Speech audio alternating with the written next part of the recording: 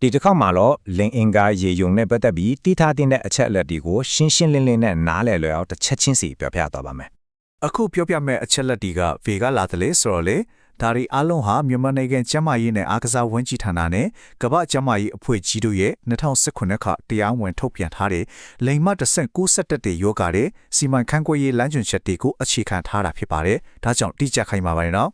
ကဲဒီနေ့မှာတော့လင်အင်္ဂါရေယုံဆိုတာပါလဲဆိုတာကနေစပြီးသူရဲ့လက္ခဏာတွေကုသမှုနည်းလမ်းတွေအထူးတတိပြုရမယ့်အချက်တွေနဲ့နောက်ဆုံးဘလို့ကောက်ွယ်ပြီးဘလို့အတူရင်တွဲနေထိုင်မလဲဆိုတာတွေကိုအပိုင်းလက်ကြည့်သွားကြရအောင်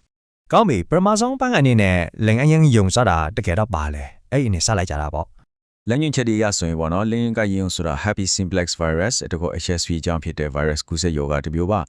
ါအရေးကြီးတာကဘာလဲဆိုတော့တကထပြန်ဖြစ်တတ်တယ်ပြီးတော့လုံးဝပျောက်ကင်းအောင်ကူးလို့တော့မရဘူး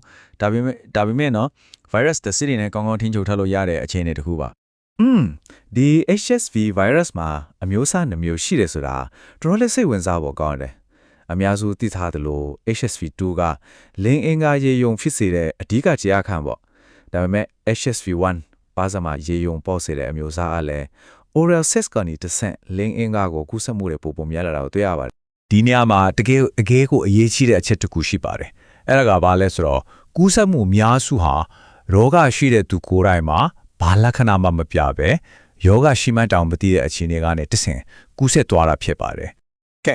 ဒါဆိုရင်ယောဂလက္ခဏာတွေဘက်ကိုတစ်ချက်ကြည့်လိုက်ကြရအောင်ပထမဆုံးဖြစ်တဲ့အခါရောနောက်ပိုင်းပြန်ဖြစ်တဲ့အခါတွေမှာရောဘယ်လိုမျိုးတွေခံစားရတတ်တယ်လဲ ဒီအားဝင်လမ်းညွှန်ချက်ထဲမှာသုံးထားတဲ့စက္ကတစ်ခုရှိတယ်ထက်ခါပြန်ဖြစ်ခြင်းဟာရေယုံယောဂရဲ့အမှားထားတစ်ခုပဲတဲ့ဆိုလိုတာကရှင်းလေးပါယောဂလက္ခဏာတွေကပျောက်သွားတယ်ပြီးရင်အရင်ဖြစ်ခဲ့တဲ့နေရာနာမှာပဲမကြာခဏပြန်ပေါ်လာတတ်တယ်ဆိုတဲ့သဘောပါပဲဆိုတော့ယောဂလက္ခဏာတွေကဘလို့စသက်လဲဆိုရင်အများအဖြစ်တော့အရင်ဆုံးရားတာကျင်တာဆက်ဖြင်းဖြစ်တာမျိုးခံစားရတတ်တယ်အဲ့ဒီနောက်မှာတော့လင်းအင်္ဂါဒါမှမဟုတ်စအိုးတစ်ဝိုက်မှာအရေးကြီးဖူးလေးတွေအဆုလိုက်ထွက်လာတာအနာဖြစ်လာတာမျိုးတွေဆက်ဖြစ်လာတတ်တယ်ပထမဆုံးအချိန်ကဆိုရင်တော့လက္ခဏာတွေကပိုပြီးကြဲပြန်ဖြစ်တတ်ပါတယ်တဲ့ ကဲဒါဆိုရင်ကုသမှုအပိုင်းကိုညောက်လာပါပြီစိတ်ပညာရအကြံပြုထားတဲ့ကုသမှုနည်းလိုင်းတွေကဘာတွေဖြစ်မလဲကြည့်လိုက်အောင် ဒီနေရာမှာအရင်ရေးကြီးတဲ့ချက်ကိုရှင်းရှင်းလင်းလင်းသိထားဖို့လိုပါတယ်။အဲ့ဒါကတော့ virus တစ်ဆေးတွေကခန္ဓာကိုယ်ထဲမှာအောင်းနေတဲ့ပိုးကိုအမြင့်ပြတ်အောင်မလုပ်နိုင်ပါဘူး။ဒါပေမဲ့နော်ယောဂပြန်ဖြစ်နိုင်ခြေဘလောက်ခဏဖြစ်မလဲဘလောက်ပြင်းထန်မလဲဆိုတာတွေကိုတော့အရန်ကိုထိရောက် short ချပေးနိုင်ပါတယ်။ ပထမဆုံးအချိန်ယောဂလက္ခဏာပြပြီးဆိုရင်တော့လမ်းညွှန်ချက်တွေကဆေး၃မျိုးရှိပါတယ် Acyclovir, Valacyclovir, Famciclovir ပေါ့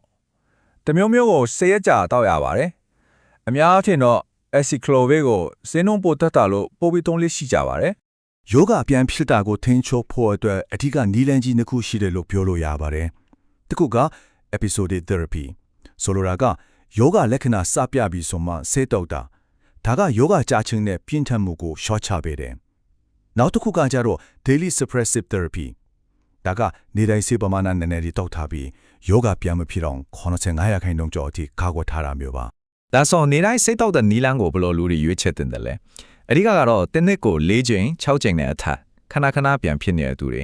ယောဂလက္ခဏာရံပြင်းထန်တဲ့သူတွေဒါမှမဟုတ်ယောဂဖြစ်တိုင်းစိတ်ပိုင်းဆိုင်ရာအရန်ကိုခန်းစားရတဲ့သူတွေတော့ပိုပြီးတင်တော့ပါတယ် နောက်ထပ်အချို့သောအထူးအခြေအနေတွေမှာထည့်သွင်းစဉ်းစားရမယ့်အရေးကြီးတဲ့အချက်တချို့လည်းရှိပါသေးတယ်ဟုတ်ပါတယ်အများစုစိတ်ပူတတ်ကြတဲ့မဲခွန်းတစ်ခုပေါ့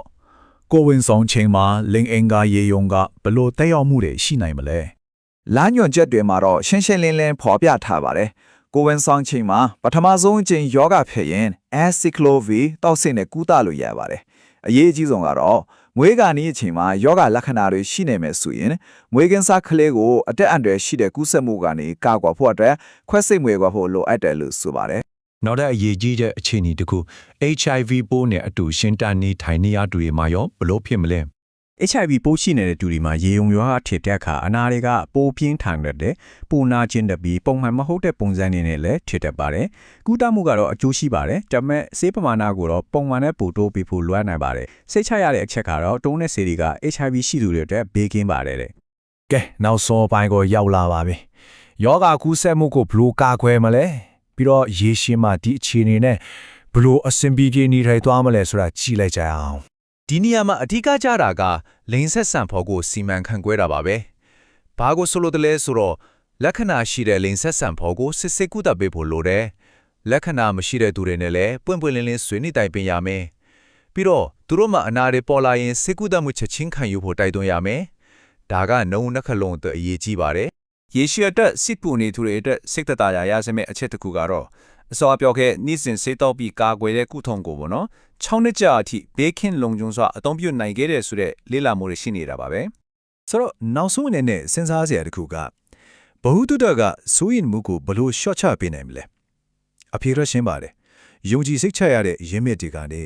အချက်လက်မှန်တွေကိုတည်ထားခြင်းနားရထားခြင်းဟာစိုးရင်ပူပန်မှုတွေကို short ချပေးနိုင်တဲ့အပြင်ကိုယ့်ရဲ့ကျမ်းမာရေးကိုကိုယ်တိုင်ပြန်လည်ထိန်းချုပ်နိုင်ဖို့အတွက်အစွမ်းထက်ဆုံးသောလက်နက်တစ်ခုပဲဖြစ်ပါတယ်